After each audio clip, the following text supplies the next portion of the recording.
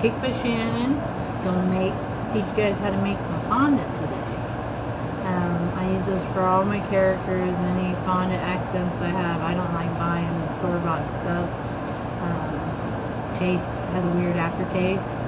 And I don't even really like fondant, but it looks pretty on cakes. So figured some of you might want to know how to make it. So here we go. I get a big old pan. That's one of my old pans. I literally use this for all my fondant. Big old pan. I fill it with marshmallows. This right here is 2.5 bags.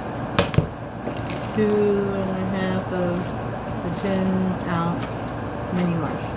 I like using mini marshmallows because they melt faster and it saves me time. I think it probably really doesn't. And then vanilla. Clear vanilla is what I use. Watkins brand. You can use whatever type of vanilla you have. And I just kind of pour it and guess, but I would probably say 2.5 teaspoons. Probably a teaspoon per bag.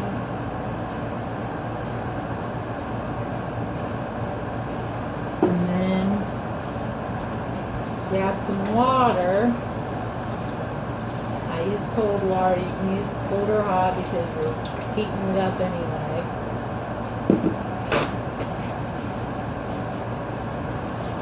And this is about 1/4 of a cup.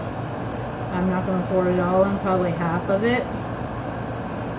And set that aside because I may need more vanilla and I may need more water. I eyeball it, so just kind of stick with me. And I stick it right into the pan. I don't use a double boiler because I like the way it melts and it kind of makes almost a toasted marshmallow flavor instead of doing a double boiler.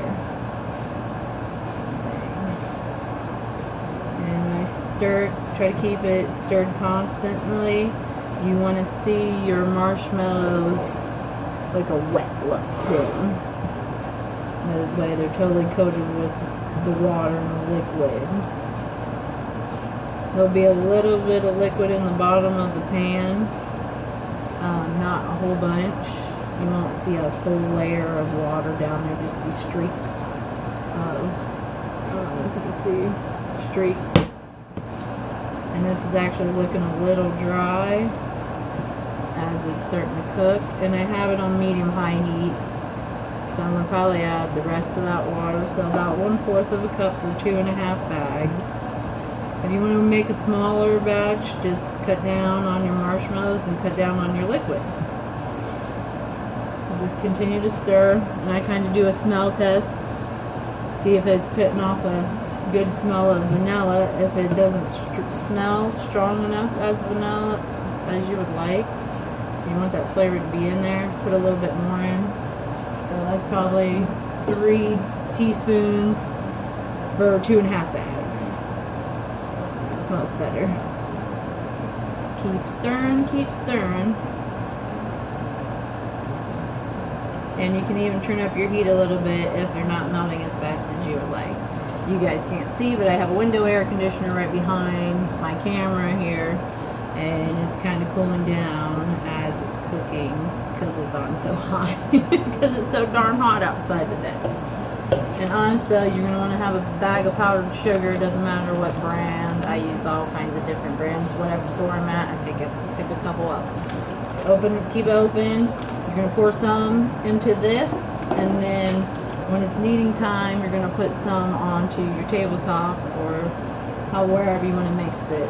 And you need to have shortening on hand too, because that will keep, once the fondant's cooked, keep the fondant when you're kneading it from sticking to your hands. And it's key, because if not, you start kneading that stuff with no shortening on your gloves or on your hands, that stuff's just going to give you 2 marshmallow gloves on your hands. Keep stirring.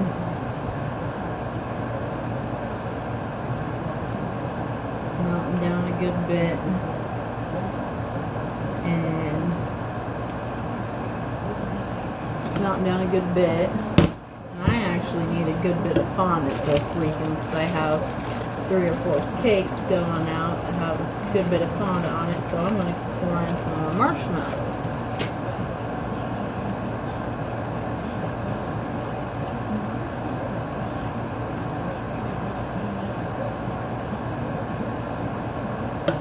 actually probably going to end up using the rest of this bag. So I am actually making 3 bags. Like I said, you can cut it down if you'd like. I'll need a little bit more water. Just a little bit, probably a tablespoon. So probably around, for 3 bags of marshmallows, probably around 1/3 of a cup of water. And I'm going to say 3 to 4 teaspoons of the vanilla.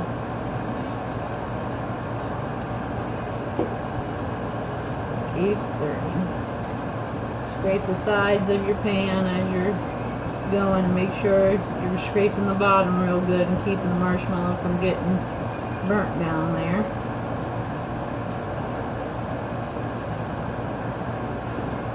And I have my heat up to almost high, but not quite.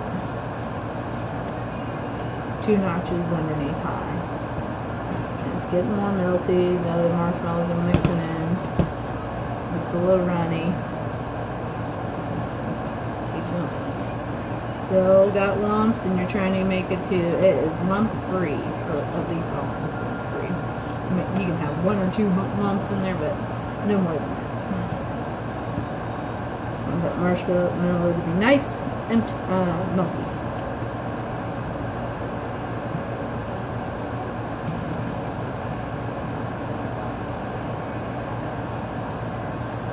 Hopefully you're able to understand me. I tend to mumble. I'm definitely no person that likes to be in front of the camera a lot.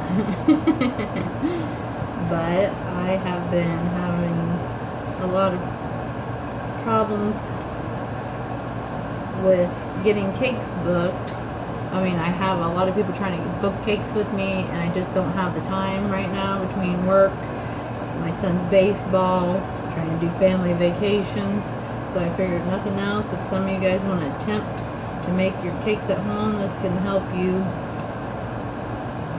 make your own fondant and make your own characters and details and make a homemade cake like my mom used to make every year. Okay, so as I'm showing you, it's all melted. It's melted. So take it off the burner, turn your burner off, get your powdered sugar. You can put about half the bag in here. I just shot it in there. Try not to make a powder mess everywhere, even though I'm a legend for doing that, getting powder all over my kitchen. And stir it slowly in. That way you're not kicking that powdered sugar up as you're stirring it in.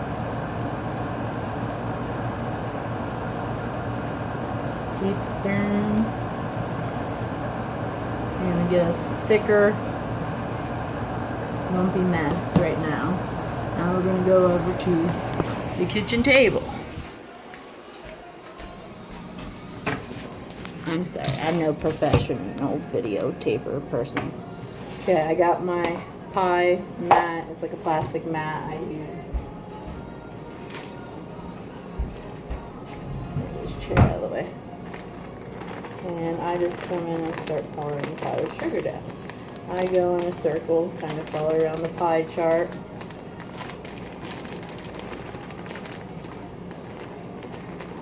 And since I have a lot, I'm going to need a lot of powdered sugar on my mat to knead. I'm trying to make almost a dam around the outer edge with the powdered sugar, build it up. And then just a thin layer in the middle. It's definitely going to spread out as soon as that marshmallow hits this. It'll start spreading out everywhere and probably go over my dam, but we shall see. Okay, so I forgot to put my gloves on before I started the powdered sugar.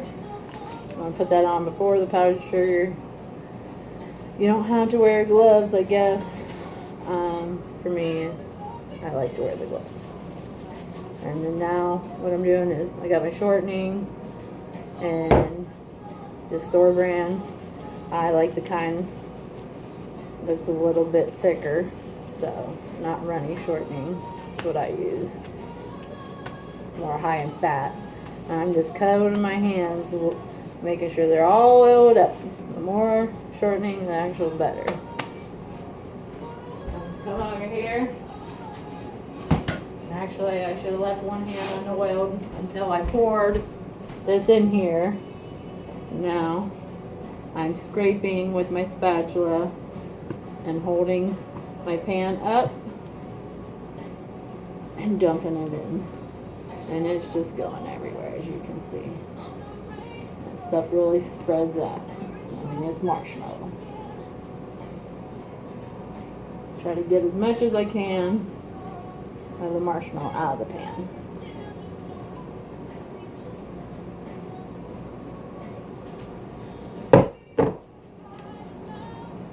Okay. There's still a little bit in there that I would like to get still.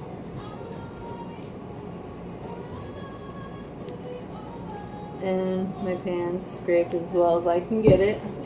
You want to soak that as soon as possible, but since I'm making a video, I'm not going to soak that quite yet because I want to get this video out of the way. That way you're not having to watch this forever.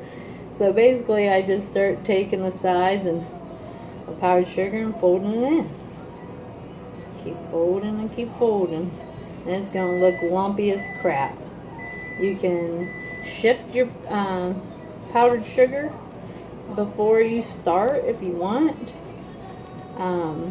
But I don't, because honestly I need this enough to where at the end it will not look gross and lumpy no more. It will be smooth and good fondant to use. This is my first time making a video, so if I'm sucking it up, I'm sorry. I hope this helps whoever out there, and I hope I'm giving enough instructions for you to follow along and not get lost, because I want your fondant to turn out. Usually put a pile instead of grabbing out of the container of the shortening. You put a pile, that way you're not grabbing into your shortening is better. I have a little container I usually use, but it is empty at the moment and needs refilled. So I'm making a mess with my powdered sugar, as I said I tend to do, and that's alright. Some cleaner and wet rag or some napkins will get it all cleaned up. Trust me, every time I bake I have powdered sugar all over my kitchen. And it gets cleaned up every night at the end of the night.